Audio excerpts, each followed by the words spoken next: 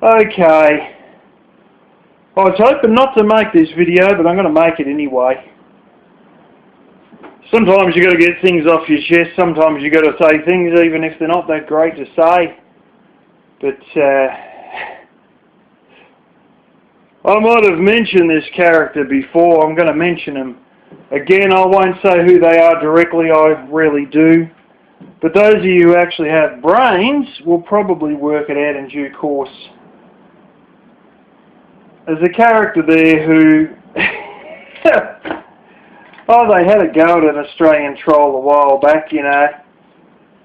It's fucking incredible. You've always got the dickheads who turn up last and pretend they know the most. This guy made a video bitching and wailing about one of our double agents who's been very successful, and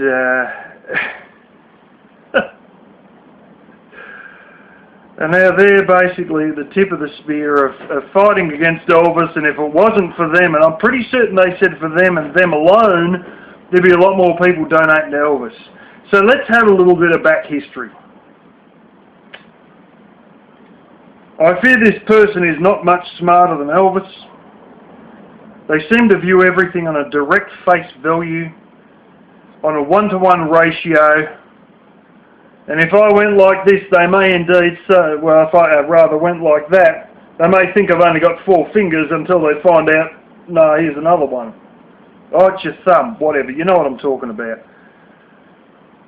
I think they're the sort of person that might see a clown on the street and assume that that makeup is part of their skin colour and they were born with multicoloured hair. Too damn simplistic.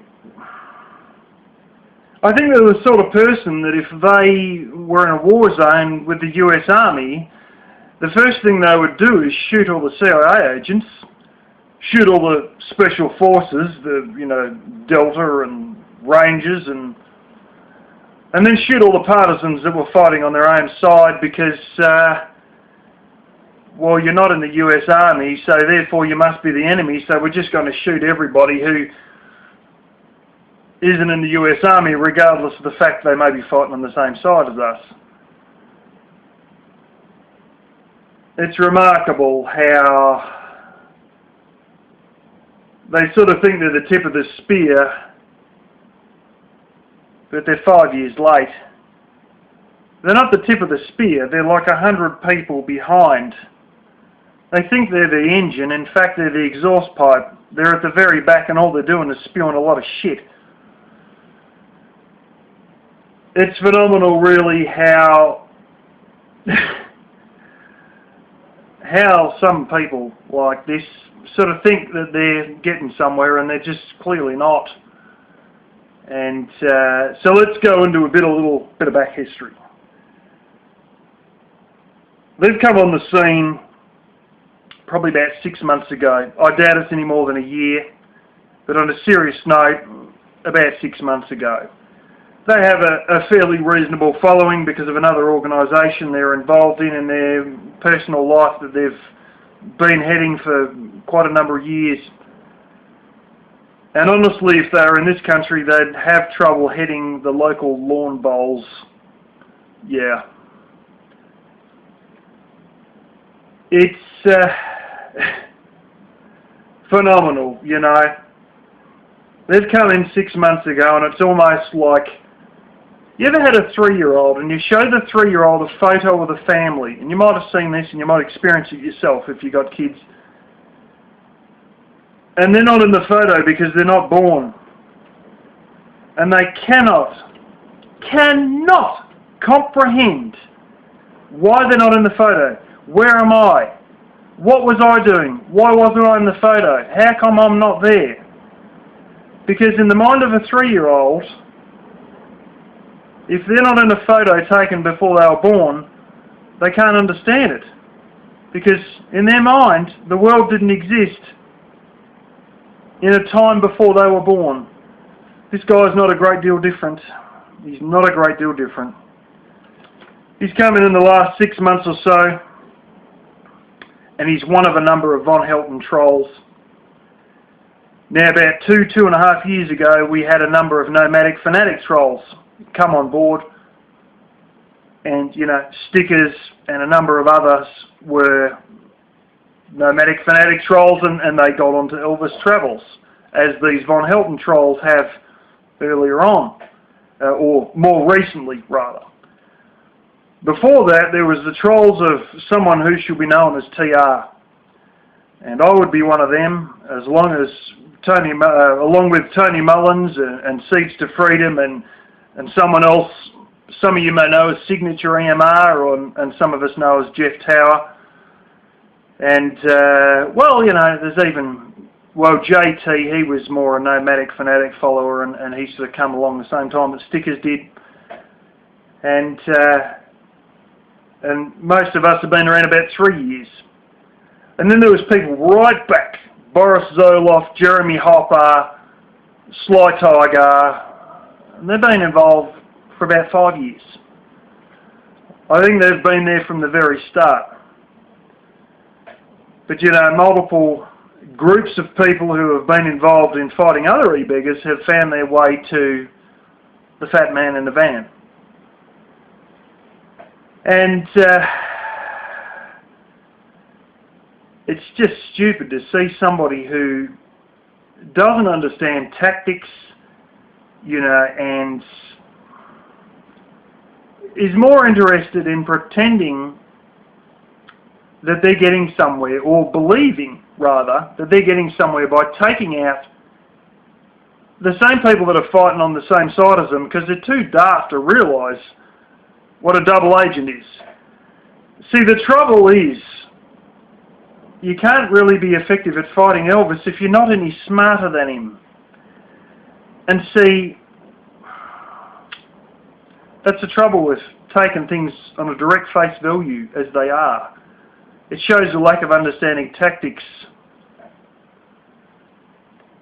How do you expect to, you know, and I'm not diminishing the fact of people going into Elvis's side chat and telling possible donors that this guy is a rogue, that they should do a YouTube search on him and find out a bit more to him before they donate. But you're not going to fight a guy who doesn't even read his side chat half the time. And as I've learnt from dealing with TR, you can't fight narcissists because they don't give a fuck about principles in the first place. You can't fight people with delusions of grandeur. You can't fight some of these nutcases for the pure reason that morals and guilt and deduction of logic doesn't work for people who don't have any fucking morals and don't feel any guilt. So anyway, this guy's sitting there too busy chopping up the people that are fighting on the same side for him, pretending that he's the tip of the spear, and he's a freaking idiot. And to be quite honest, I think we'd be just as better off without people that cause more damage than they create, because some of the guys he's fighting against have done more damage to Elvis than this guy has. You look at the British Empire. Many of you may not know this, some of you may, because I know many of you are American, but the British Empire controlled 66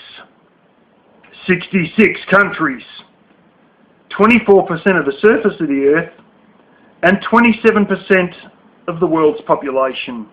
And yet when you look at them on the map, they're just a tiny, tiny dot.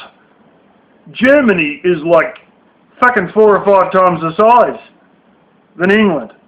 It's a tiny little country, yet it effectively ran a quarter of the earth. To do that, they needed tactics, divide and conquer, playing two sides off one another, being double agents. They would do things like gift a handful of firearms to someone who would be assumed to be the enemy in an attempt to pacify them, because they'd realised that $10 worth of guns is a bit more efficient than spending, I don't know, a couple of thousand soldiers in the next 10 years fighting against these guys if you just sort of give them a bit of a friendship bribe, even if you know, if you, on face value, wouldn't be on the same side. It's also interesting to note how they would pit people against each other so that two groups would destroy each other and they would walk in the back door and take over. Divide and conquer. The alliances, the tricks, the tactics, the methods of suppression, and the bullshit that used to go on. They used to have some populations that didn't need to work, so they'd suddenly decide that they needed to tax them. They'd take $20 in one hand and give $1 back and pretend they'd given them something. But in the process, they would have enslaved these people by forcing them to pay taxes and then offering them dirt cheap, shitty ass labour that they had to take to pay those taxes, therefore rendering a population that didn't need the British now minimum wage workers who had to work 6 days a week. You know, and as much as I don't like the idea of people giving money to Elvis, my God, if you can give him $1 or $2 to get moderatorship to then unblock a whole stack of trolls, I would say that would be a fairly intelligent tactic. You know, you're sort of burning 2% of your morals to then turn around and gain 100-fold increase that you would not have otherwise gained without sacrificing that 2%. Tactics. It's intriguing what you can do when people are too stupid to see past the initial, to see the big picture, the full game played out. But anyway, it's one of these things, you know, you're gonna, I'm not saying don't go on to sidechat, but you'd be surprised how much more you can do with little resources behind the scenes than you can do with those same resources directly in front of the scenes, confronting on a one-to-one basis. Nah, you're not really going to get anywhere. It's like setting the British Army in versus using divide and conquer tactics. It's easier just to get someone else to, it's easier to send the special forces in to sabotage one side who then believes that they're sabotaged by their enemies when it was actually special forces that come in and then they do all the fighting for you, and those two have a barney and they wipe each other out. And all you needed was 5 special forces soldiers versus sending in 10,000 troops of your own. What's smarter? Anyway, I'll leave you with that thought, including the thought that you wouldn't really be able to fight Elvis if you're no smarter than him. And, you know, just one of these things. It's no, I got to say this, it's no different from World War II here. There was a booklet that I've seen handed out in World War II showing the attitudes. And the Americans, as usual, you know, come in and said, well, we're here to save the Australians. And the Australian response was, are you? I thought you were just a refugee from Pearl Harbor. Because, see, the Americans come in when 90% of the work was already done. How do I know? Just ask my grandfather. Late to the scene, but believe they're spearheading the effort. Believe they're the ones leading it all when 90% of it's already over. Anyway, I think all these things will just take their course. It's a little bit like looking at Venezuela, you know. Oh, Trump this, Trump that. No, Venezuela's collapsing pretty well on its own, and I think Elvis's little charade's going to collapse pretty well on its own too, without really needing a great deal of intervention. You just wait, you know. You just wait. The monetisation will die, normal disappear,